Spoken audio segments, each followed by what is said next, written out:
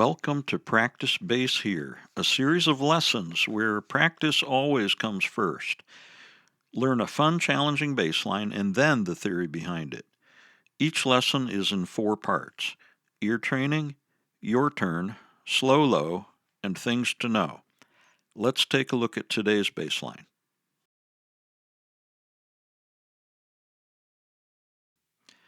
Today we're using a common blues progression, 12 bars in the key of B minor, which we repeat 3 times.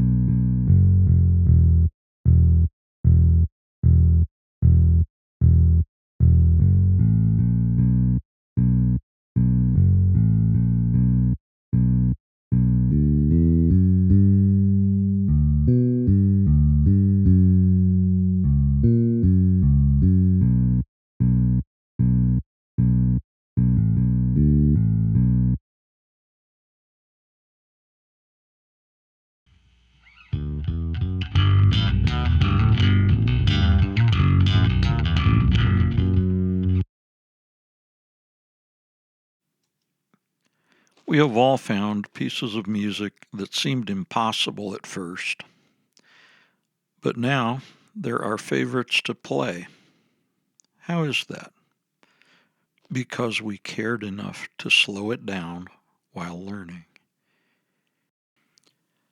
Does too fast to learn equal too fast to play? No. Many pieces of music are too fast to learn, but they are not too fast to play. Those pieces we learn at a slower tempo, and then we speed them up.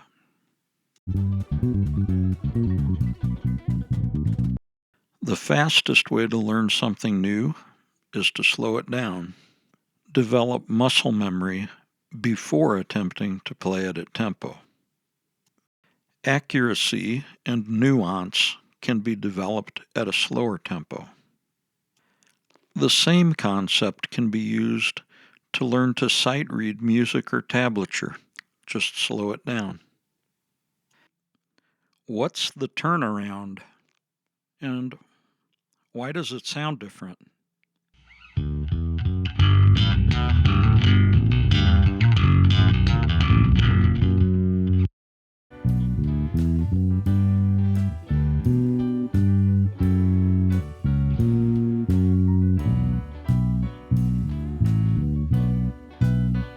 The turnaround is the last 4 bars of the 12-bar blues progression.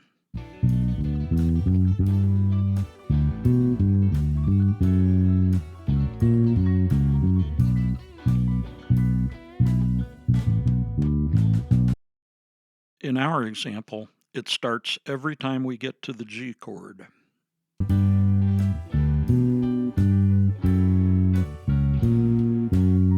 It sounds different because the bass line here is an arpeggio.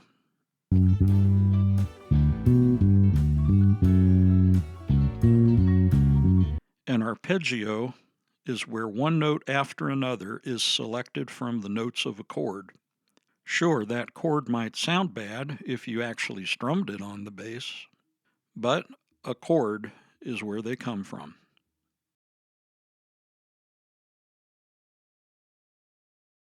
Pedaling means repeating one note for a while. In our example, pedaling the B through the chord changes works because a B note is in the triads of the B minor, E minor, and G chords. A triad is 3 notes together creating a chord, root third and fifth, for example. Let's read music. The lower a note sounds on your bass, the lower its position on the staff. The lines on the staff and the spaces between are how notes are named. We used to remember the bass clef lines with "good boys do fine always." How sexist. I'm changing it. "Good bass does feel awesome" are now the lines. Remember that. The spaces between used to be about cows or cats. I forget. I'm changing those two. And "celebrates every groove" seems better for the spaces. It doesn't matter. Just memorize G, B, D, F, A for the lines and A, C, E, G for the spaces.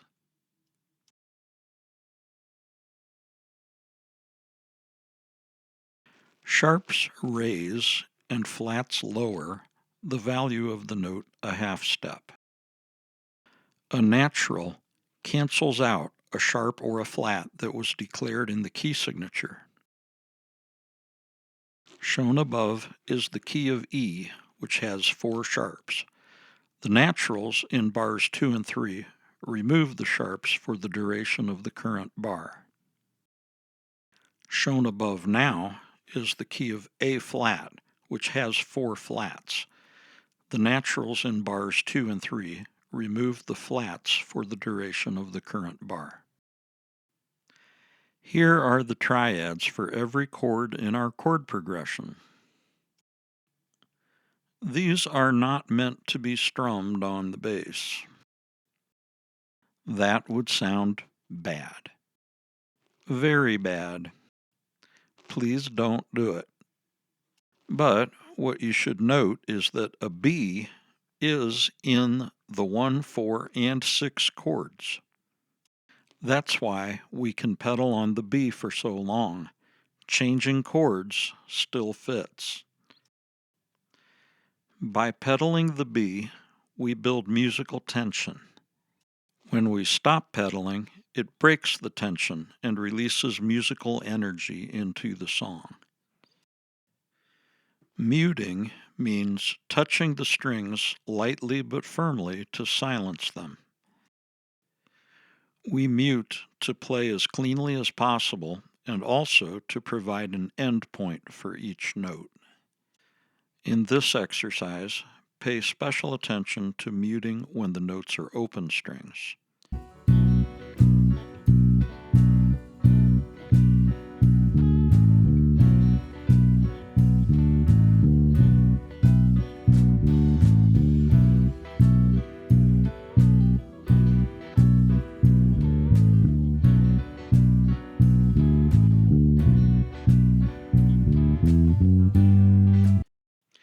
There are many techniques for muting, which we can explore in future videos. To understand tablature, hold your bass as if to play, lean forward, and see the strings. The string you see on the bottom is the bottom string of the written tablature. The numbers on the tabs simply indicate which fret is being played. Every time subscribe is hit, a bassist gets their vibe. No kidding. Today we're using a common blues progression, 12 bars in the key of B minor, which we repeat 3 times. In the Roman numeral system, lowercase Roman numerals represent minor chords, and uppercase Roman numerals represent major chords. So, for example, the 1 chord is B minor, the 4 chord is E minor, and the 6 chord is G. Our 5 chord is played both as a minor chord, F sharp minor, and as a major chord, F sharp, both in the same bar. What the Roman numerals tell us is the scale tone. That is, in the key of B minor, the first scale tone is B, the 4th scale tone is E, and the 6th scale tone is G. And those correspond to the root note of the chord.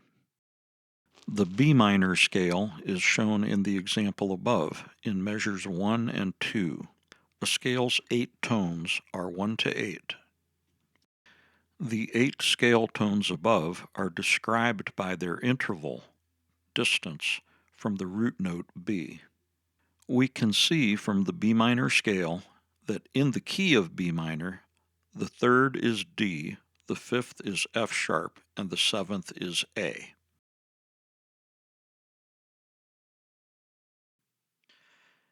Before we can say we read music, we have to know about note length.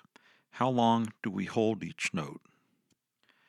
And how do we know how long to rest in between notes?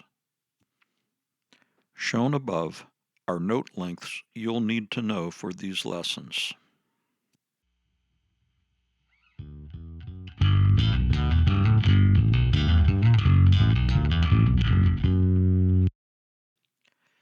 In measure number 1 above, the key signature tells us that we are in 4/4 time. That means that in every measure there are 4 beats, and each beat is a quarter note, or a quarter rest. Every measure will be consistent. No measure will have 3 or 5 beats.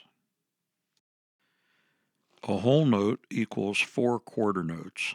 Likewise, a whole rest equals 4 quarter rests. In measure number 1 is a whole rest. We rest for 4 beats.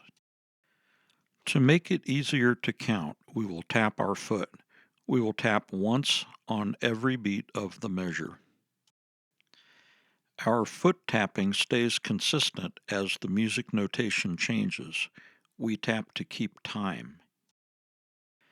When we tap, we mentally count 1, 2, 3, 4 when our foot hits the floor. Measure 1 has a whole rest. Measure 2 has a whole note. To count these two measures, we might say to ourselves, rest 2, 3, 4, play 2, 3, 4. Measure 3 is a half rest followed by a half note. Rest 2, play 2. How do we remember the difference between a whole rest and a half rest? The half rest is weaker, so it sits on the line below. The whole rest is stronger, so it hangs from the line above, like it's doing chin-ups. Measure 4 is 2 quarter rests and 2 quarter notes. Rest, rest, play, play. In measure 5, we have eighth rests and eighth notes. An eighth is half a beat. So we divide each beat into 2. We say and in between taps when our foot comes up. In measure 5, we say rest and play and, rest and play and. In measure 6, we have 4 groups of sixteenths. A single beat gets 4 notes. We say resty and a play and a, resty and a play and a. In measure 7, we have 4 triplets. Each is a quarter note divided into 3. Rest and a, play and a, rest and a, play and a. A dot after a note increases its length by half. Therefore, a dotted half note is 3 beats instead of 2. A dotted quarter note is 1.5 beats instead of 1. But a dot above a note or below a note makes it staccato, short. Here are some excerpts from today's exercise with examples of counting.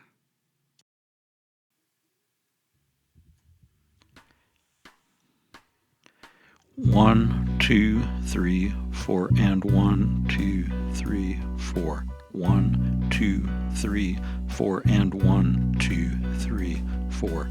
1, 2, 3, 4, and 1, 2, 3, 4. 1, 2, 3, 4, and 1, 2, 3, 4. 1, 2, 3, 4, and 1, 2, 1, 2, 1, 2, 3, 4, and 1, 2, 3, 4. 1, 2, 3, 4, 1, 2, 3, and 4, and 1, 2, 3, and 4, and 1, 2, 3, and 4, and 1, 2, 3, 4, 1, 2, 3, and 4, and 1, 2, 3, and 4, and 1, 2, 3, and 4, and 1, 2, and 3, 4, 1, 2, and 3, 4, 1, 2, 3, and 4, and 1, 2, 3, and 4, and 1, 2, 3, 4, 1, 2, 3, and 4, and 1, 2, 3, and 4, and. There are 2 more videos using this chord progression. This is a level 1 video. Check out our level 2 and 3. Our next lesson introduces the blues shuffle. There are level 1, 2, and 3 videos for the blues shuffle too, each featuring a bass solo at that level. Thanks for watching. This was our foundation video.